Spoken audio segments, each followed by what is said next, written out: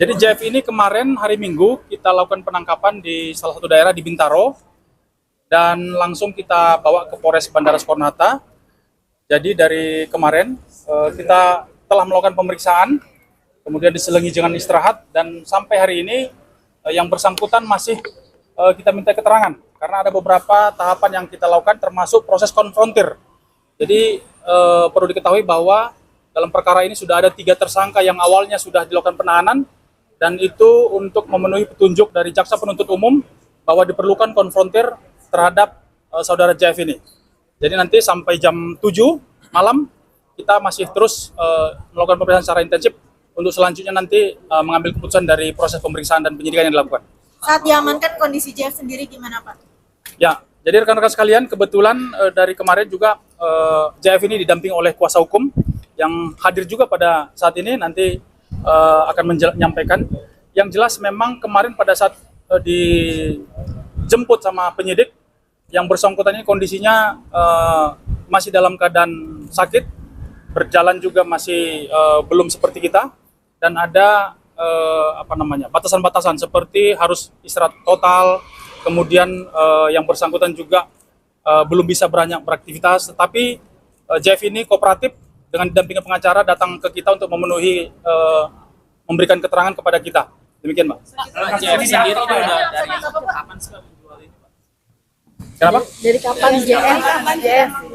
Ya, jadi pengungkapan ini kan kita dapati di tanggal 13 Maret. 13 Maret itu adalah penyerahan perkara dari Bea Cukai kepada kita. Dan prosesnya itu sejak Februari itu sudah membuat WhatsApp group, yang nama WhatsApp group itu berangkat. Itulah kemudian ada komunikasi-komunikasi antara JF ini dengan 3 tersangka lainnya. Jadi grup itu hanya terdiri dari 4 orang. Di dalam grup itu ada komunikasi-komunikasi, termasuk tadi berkomunikasi dengan EDS, kemudian membelikan tiket, kemudian menyiapkan hotel, kemudian mengontrol, mengawasi untuk perjalanan dari Malaysia ke Jakarta. Jadi diperkirakan sejak Februari. Pengiriman pertama atau sudah berapa kali, Pak? Iya, pemodal maupun Pak. Ya sendiri saat kontak atau baru kontak dari pelaku dari kasus ini, Pak? Ya, sampai saat ini kita masih melakukan pendalaman. Ada beberapa keterangan yang diberikan oleh tersangka ini dengan menunjuk JF, tetapi ada beberapa keterangan yang juga oleh JF itu ditolak. Itu adalah hak dari semua, tapi nanti hasil konfrontir dan pemeriksaan antara 3 tersangka dan JF ini itu nanti yang akan menjadi penilaian bagi penyidik. Pak, JF sendiri sakit apa sih, Pak? Kenapa? JF sendiri sakitnya sakit apa sampai dia nggak boleh banyak bergerak dan juga Nanti biar pengacara yang menyampaikan, Pak, ya. Ya. Apa itu dia dijual atau digunakan sendiri, Pak? Dari keterangan dan komunikasi yang kita dapat, jadi berdasarkan kita juga sudah meminta untuk melihat transaksinya, jadi memang ada proses pendistribusian, memindahkan atau mengedarkan kepada orang lain. Ada di kalangan selebriti juga Pak diedarkan, Pak? Kenapa? Ada di kalangan selebriti juga diedarkan? Saya tidak tahu, tapi masih kita dalami. Tapi disamarkan dengan bungkus pot dari ini ya, Pak, dari Indonesia. Kalau bungkusnya kan itu, yang cartridge itu vape itu. Nah, kalau kemasan tadi, Pak, Ini kan gabungan dari 881 limpahan tadi itu, 881. Jadi kalau untuk yang JF ini, itu BB-nya kan 40 plus 8 yang kosong, 42 plus 8 yang kosong, yang sudah dilakukan pemeriksaan secara laboratorium. Tapi yang mengatur untuk pengiriman 881 itu JF semua, Pak.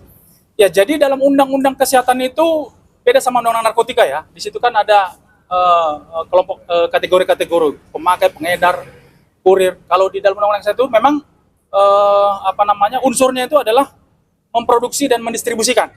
Ya, jadi setiap orang dilarang untuk mendistribusikan obat keras. Kira-kira gitu, Mbak. JF sendiri berarti mengetahui bahwa ada kandungan obat keras di dalam cartridge yang dia kirim ke sini. Itu masih kita dalami. Tapi yang seharusnya Etomedet itu memang di Indonesia masih tergolong baru ya.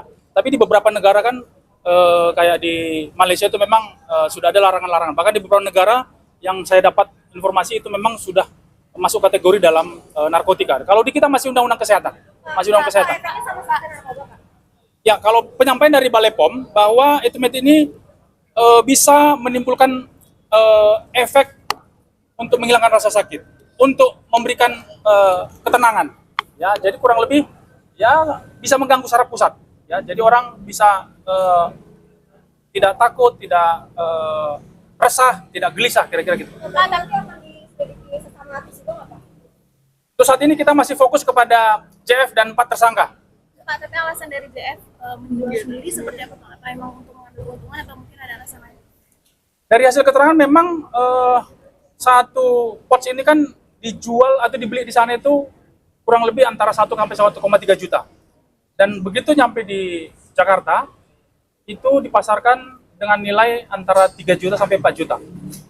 Pak, akankah Ririn juga ikut dicek juga karena kasihnya? Karena infonya Ririn juga ikut pesen order vape yang dibawa itu. Oh, belum. Kita masih fokus kepada 3 tersangka dan JF ya. Jadi kita belum ada pengembangan kepada yang lain.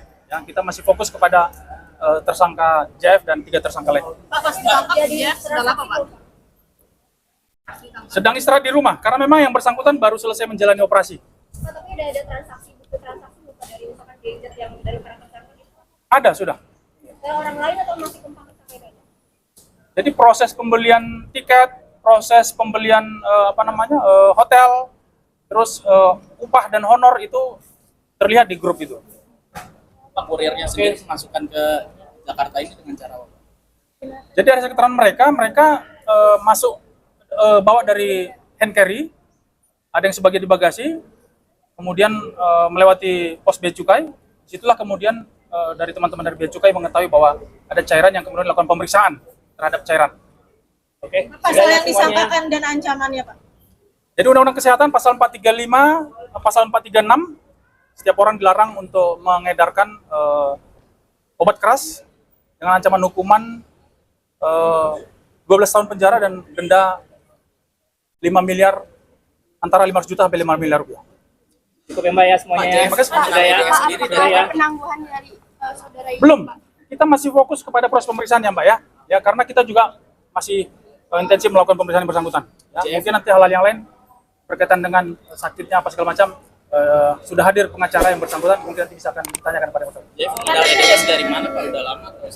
Masih dalam kita pendalami, kita dalami. Oke, sudah cukup ya teman-teman media ya.